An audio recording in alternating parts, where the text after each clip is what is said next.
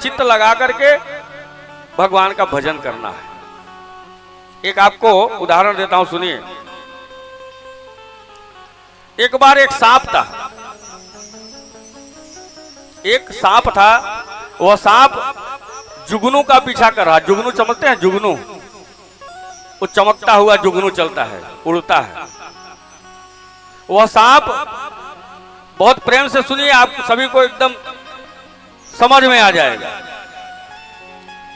वह सांप जुगनू के पीछे जा रहा था। अचानक जुगनू रुका और पलट कर देखा कि सांप है। तो कहते हैं जुगनू ने सांप से पूछा कि हे सांप, आप मेरे पीछे पीछे क्यों आ रहे हो?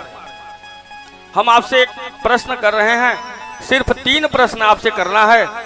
अगर आपकी अनुमति हो तो 3 प्रश्न हम आपसे पूछें।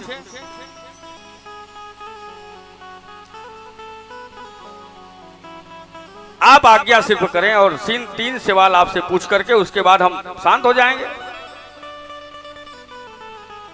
सांप बोला, पूछो, क्या पूछना चाहते हो? जुगनू ने कहा कि क्या मैं जान सकता हूं कि मैं आपकी खुराक का हिस्सा हूं? आप मेरे पीछे पीछे आते हैं तो कहीं खाद डालने का विचार है? सांप बोलता है नहीं। फिर पूछे, क्या मैं आपका कुछ बिगाड़ा हूं? फिर सांप ने बोला नहीं। फिर जुगनू कहता है, क्या मैं आपका कुछ नुकसान किया हूं?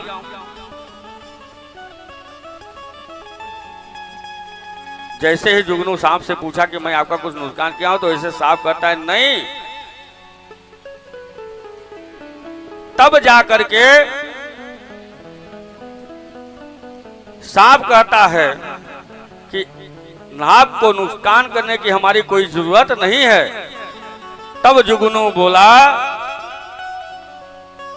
कि आपसे कोई तकलीफ न आपसे हुआ है न हमसे हुआ है, फिर भी मेरे पीछे पीछे आप क्यों पड़ रहे हैं? तो सांप ने जवाब दिया, बहुत बड़ा मैसेज उससे सभी को मिलता है।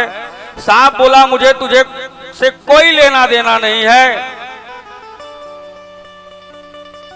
ना तो मैं तुझे मारने आया हूं, ना खाने आया हूं, ना तेरी निंदा करने आया हूं। बस मैं तुम्हें चमकता नहीं देखना चाहता।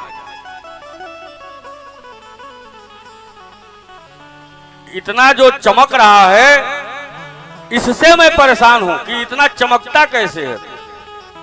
तुम्हारे चमक से मैं परेशान हूं।